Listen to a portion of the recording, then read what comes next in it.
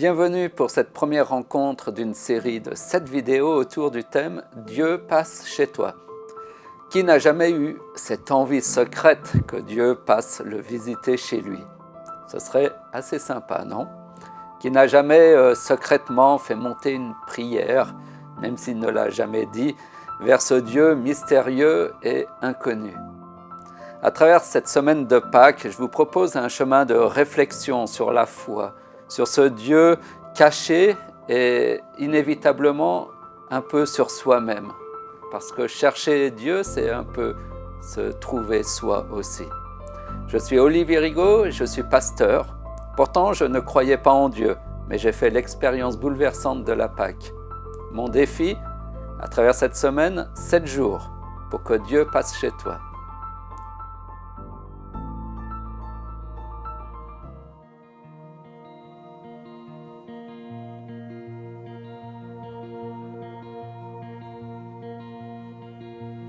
Brise les murs qui nous séparent, déchire le voile qui nous éloigne.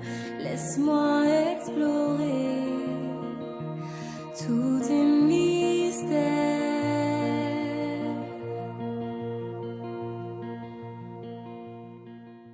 Qui ne connaît pas Moïse? Levez la main. Bon, c'est vrai, je pose une question tout en sachant que personne ne pourra y répondre. C'est assez édifiant, non?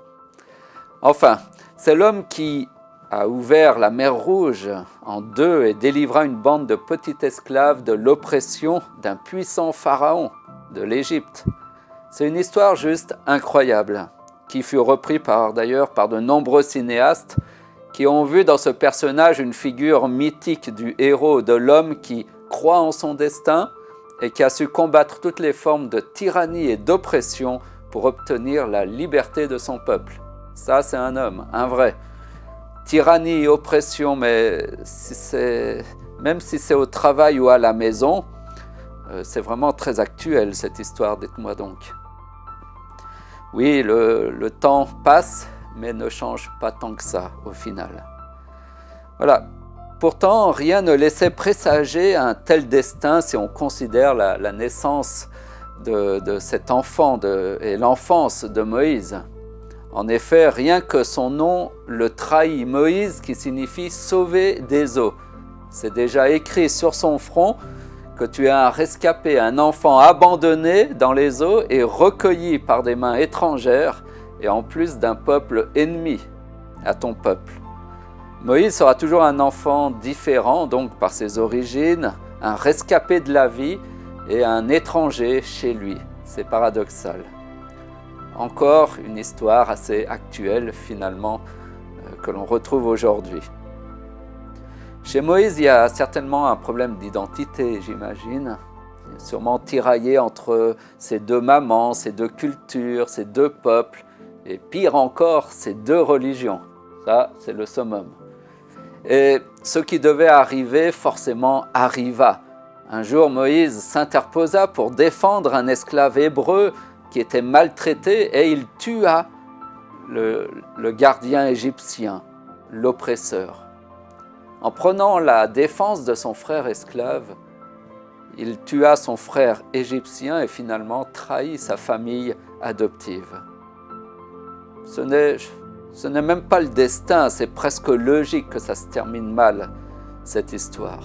Dès le départ, ça commence mal, et c'est vrai qu'on a l'impression que la vie est un peu comme une course. Lorsqu'il y a un mauvais départ, eh bien, c'est comme si ça nous poursuivait toute notre vie, et qu'on a comme une sorte de fatalité, qu'on n'arrivait pas à changer notre destin. Alors Moïse, qu'est-ce qu'il a dû faire? Il a dû fuir, se cacher. Il a dû fuir loin de ses origines, loin de son peuple, de sa famille. Ce Moïse, c'est un peu chacun de nous. Notre difficulté à trouver notre place dans cette société, et parfois même, il faut l'avouer, au sein même de notre famille. Moïse va errer 40 ans dans un désert, un lieu de solitude, de vide, où il va quand même y trouver sa femme et une nouvelle famille. Mais Moïse fuit son histoire, il fuit son destin. Et je me demande combien d'entre nous, parfois, sommes-nous en train de fuir notre histoire, fuir notre véritable destinée, à faire des choses auxquelles nous n'étions peut-être pas vraiment appelés à faire. Heureusement, cette histoire ne s'arrête pas sur nos erreurs, nos doutes, nos fautes, nos échecs, nos manquements, nos souffrances. Cette histoire nous dit qu'il n'y a pas de fatalité dans la vie, et ça c'est rassurant. Bien au contraire, comme pour Moïse, ce récit nous dit que le destin, tôt ou tard, vient toujours frapper à notre porte, si seulement nous sommes prêts à lui ouvrir notre cœur et à nous offrir le droit à une nouvelle chance. Et ce destin frappe à notre porte la plupart du temps dans la banalité de notre vie quotidienne. C'est ainsi que Moïse, faisant paître comme d'habitude son troupeau, d'ailleurs ce n'était même pas vraiment son troupeau, celui de son beau-père, il n'a rien construit vraiment qui est à lui. Et depuis sa fuite d'Égypte, sa vie a repris un peu son cours normal. Il connaît bien le chemin qu'il emprunte si souvent. C'est donc l'histoire d'une vie bien installée et confortable comme tant d'autres dans le monde d'aujourd'hui. Pourtant, ce jour-là, il va faire une rencontre exceptionnelle. Une grande vision va venir chambouler sa vie tranquille. Il va voir un buisson ardent qui brûle, mais qui ne se consume point.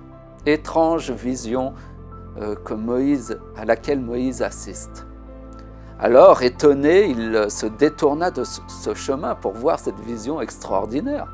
C'est comme si, pour donner rendez-vous à son destin, il fallait oser se détourner de son chemin habituel, de son train-train, et peut-être même de ses idées toutes faites, pour savoir qui se cache derrière ce buisson ardent, derrière ce feu inhabituel, derrière cette vision, derrière ce nouveau champ de possibilités qui s'offre à moi. Nous pouvons passer notre chemin, préférer fermer les yeux, ou nous pouvons nous détourner de notre chemin quotidien et aller vivre une nouvelle rencontre qui va chambouler notre vie. Mais parfois, on a peut-être peur que notre vie soit trop chamboulée. Parfois, il y a aussi un certain confort dans notre vie de tous les jours, bien sécurisée, sécurisante. Alors, de ce buisson inconnu, une voix inconnue s'élève, disant « Moïse, Moïse, qui peut donc s'adresser à Moïse par son nom ?» Ce personnage inconnu semble le connaître. Alors Moïse répond « Me voici ». Par cette réponse, Moïse accepte le dialogue qui lui est proposé. Il a envie d'en savoir plus sur ce personnage qui s'adresse à lui. Il sent au fond de lui qu'il a à ce moment précis rendez-vous avec son destin, que quelque chose d'important va se passer pour lui. Et il a une bonne intuition. Alors cet invité surprise dans la vie de Moïse, cet invité de dernière minute qu'on n'aime pas toujours trop dans notre vie bien réglée, il se présente. Il lui dit « Je suis le Dieu de ton père, le Dieu d'Abraham, d'Isaac et de Jacob. Je suis le Dieu de ton père. » Je pense que à travers ces premiers mots, Dieu touche vraiment juste. Moïse, d'un seul coup, lui, l'enfant abandonné puis sauvé des eaux, lui, le sans famille fixe, se retrouve alors face au Père de son Père, à Dieu lui-même, à son Créateur. En retrouvant le Dieu de son Père, son origine, donc son passé, Moïse retrouve sa place, son identité qu'il ne trouvait pas. Il réinvestit ainsi son présent et se donne enfin le droit d'avoir un avenir, d'avoir un futur. C'est fou comme les choses sont reliées entre notre passé, notre présent et notre futur. Tout est interconnecté. Et si Dieu se révèle par un feu, un buisson ardent qui ne s'éteint pas, c'est pour nous dire que son amour de Père ne peut pas s'éteindre malgré la distance, malgré nos égarements, malgré nos fuites. que ce feu brûlera toujours pour nous, car l'amour ne désespère jamais à nous rencontrer. Oui, la Pâque, Dieu passe chez nous. C'est fou, on a l'impression que c'est nous qui cherchons Dieu. Ce texte semble nous dire que c'est Dieu qui sans cesse nous cherche, mais qu'il a du mal à nous trouver dans nos vies bien chargées et bien compliquées. Par cette rencontre qu'on pourrait dire enflammée, on sent qu'il y a de la passion dans cette rencontre, que ce n'est pas simplement une rencontre anonyme. Dieu vient mettre un terme à l'errance de Moïse. Il est temps pour Moïse de rentrer chez lui. Il est temps pour Moïse de devenir celui qu'il était appelé à devenir. C'est quand même fort.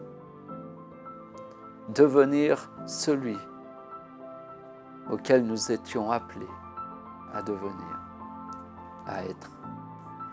Pour conclure ce récit, je pose cette question essentielle pour la suite de notre histoire. Serais-tu prêt, comme Moïse, à te détourner de ton chemin habituel, quotidien, pour aller à la rencontre de ce Dieu inconnu et inattendu? Si tu entendais sa voix t'appeler aujourd'hui par ton prénom, serais vraiment-tu prêt à te détourner de tes habitudes, de tes pensées préétablies, peut-être de tes préjugés sur Dieu? A-t-il vraiment une chance de se révéler, d'être entendu par toi? C'est vraiment une question importante. Parce que si aujourd'hui, si tu es satisfait de ce que tu es, de ce que tu as, que tu n'as besoin de rien ni de personne dans ta vie, effectivement, à quoi bon se détourner de son chemin tout tracé d'avance, bien sécurisé, sécurisant et parfois même satisfaisant, pour vivre une rencontre du troisième type avec un Dieu que je ne connais pas et que je ne contrôle pas du tout? C'est une question importante. Et j'espère et je prie que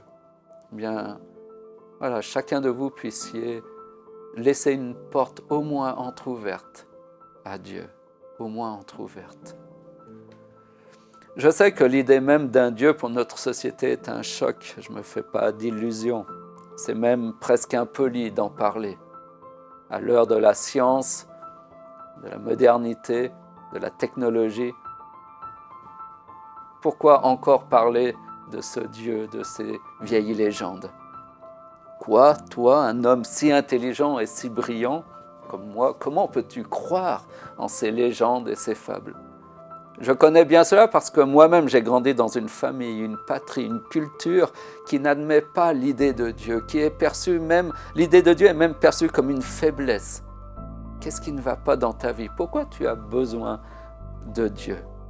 À l'heure de la science, de la philosophie des Lumières, comme j'avais vraiment cette foi dans l'humanité pour éclairer le monde de la vérité et libérer le monde des chaînes de la superstition dignes du Moyen-Âge. Mais dans ma sagesse, je me suis égaré. Dans ma grandeur, je me suis perdu.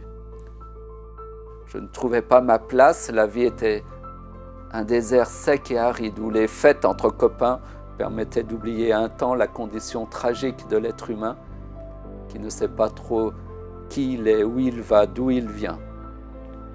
Puis le lundi, il fallait repartir au travail, repartir vers une vie sans but, sans exaltation. Je réalise que finalement, vivre juste pour soi-même, c'est assez ennuyeux, finalement. Tu as vite fait le tour de toi-même, de ta petite personne ou de ta grande personne. Nous avons besoin d'une réalité transcendante, plus grande que soi-même. Nous ne pouvons pas nous résoudre à être le centre du monde, le centre de l'univers, que tout tourne autour de nous et de notre personne. Ce serait réduire sa vie, réduire le monde à ma propre finitude et à ma petitesse. Et ça, ce n'est pas acceptable. Non, il y a forcément quelque chose, quelqu'un de plus grand que moi-même, que soi-même.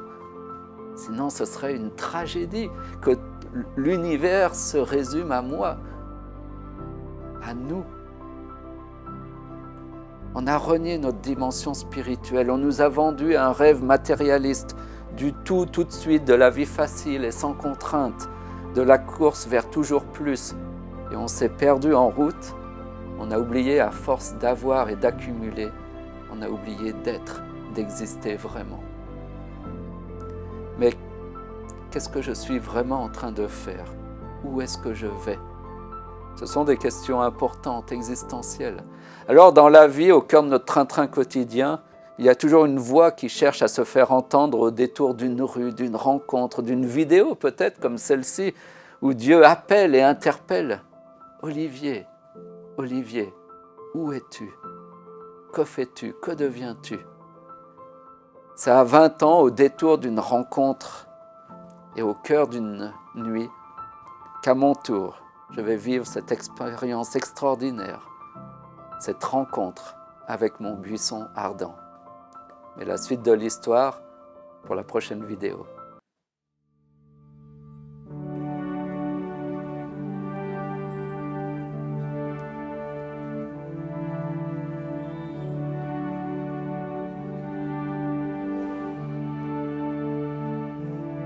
J'étais fort, mais en un instant j'ai été brisé.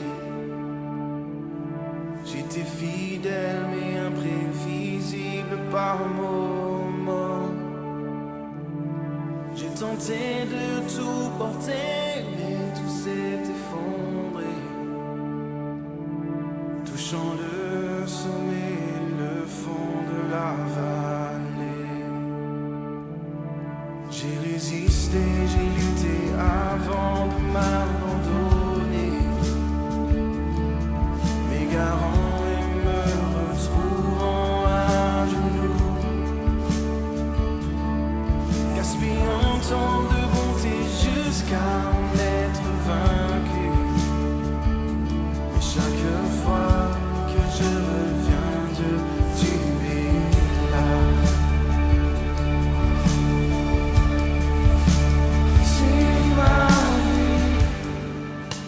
Avant que je naisse, m'acceptant par ta vie offerte pour toutes mes fautes, tu montres ta grâce et tout ça me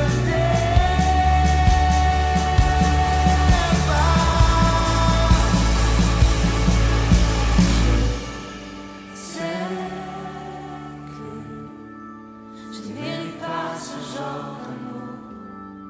et pourtant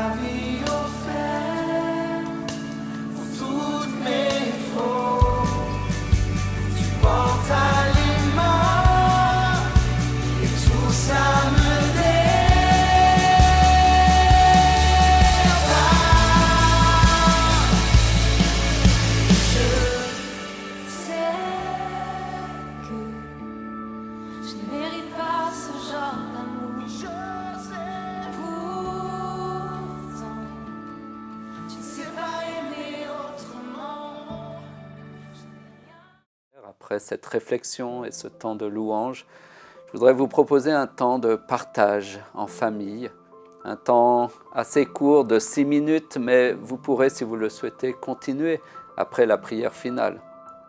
Après tout, vous êtes libre de faire ce que vous voulez, vous êtes chez vous. Alors, ce temps de partage, je voudrais le proposer autour de ce thème, de la rencontre avec Dieu, de cette rencontre enflammée à travers ce buisson ardent et cet appel de Dieu à le suivre, à le rencontrer et à transformer notre vie. Alors, si vous êtes en famille avec des enfants, nous invitons les parents à témoigner à leurs enfants du buisson ardent qui a animé ou ranimé la flamme de votre foi. C'est l'occasion de témoigner de votre conversion, de rappeler à vos enfants ce que Dieu a fait pour vous, pour votre famille. Et je crois que c'est toujours une source d'édification et d'encouragement que de partager ce que Dieu a fait au sein de notre famille, pour les membres de notre famille. Si vous êtes en couple, vous pouvez faire de même. Et il est toujours bon de se souvenir, de se rappeler les bontés de Dieu. Enfin, si vous êtes seul, prenez peut-être une feuille de papier ou votre ordinateur et vous pouvez peut-être écrire une lettre de remerciement, de louange, et pour remercier Dieu de cette rencontre, de ce Dieu qui s'est abaissé jusqu'à vous pour vous rencontrer, pour vous sauver et vous donner un chemin nouveau, une espérance nouvelle. Voilà, j'espère que, à travers ces 6 minutes, vous aurez quand même le temps de vivre ce temps de partage et d'être réconfortés et encouragés mutuellement. À tout à l'heure.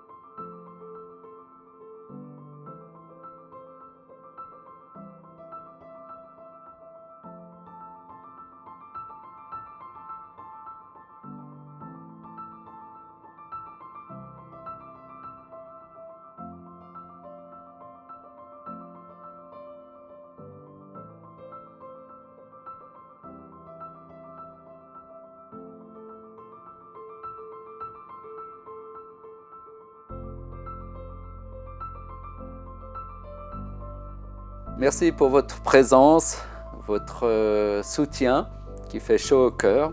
Et je vous invite demain donc à la même heure, 19h, au même endroit, à la même adresse internet, pour partager la suite de cette semaine de prière et de réflexion autour de la fête de Pâques. Maintenant, nous allons prier ensemble, remercier Dieu et se dire au revoir. Notre Père, notre Dieu, merci pour ta présence et ta bonté qui jour après jour se manifeste et se renouvelle. Merci pour les familles, merci pour ce temps que tu permets d'avoir où nous pouvons nous arrêter un peu plus longtemps que d'habitude, prendre le temps de nous rencontrer en famille, les uns avec les autres. Seigneur, nous savons que c'est une situation difficile pour de nombreuses personnes, de nombreuses familles, et nous voulons vraiment avoir une pensée pour chacune d'elles. Seigneur, voilà, nous voulons déposer toutes ces choses entre tes mains et te dire merci parce que tu es un Dieu qui n'a pas eu peur de descendre au milieu de nous appeler, de nous interpeller et de nous sauver.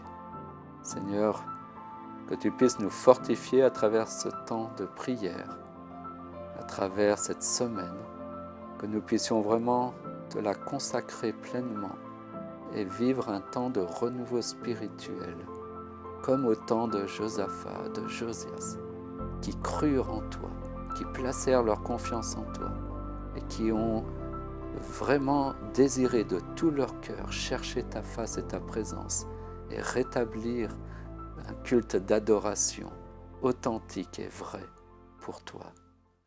Loué sois-tu, Seigneur. Merci de bénir chacune des familles ici présentes, des personnes ici présentes. Soutiens-les et fortifie-les. Au nom de Jésus-Christ, notre Sauveur. Amen.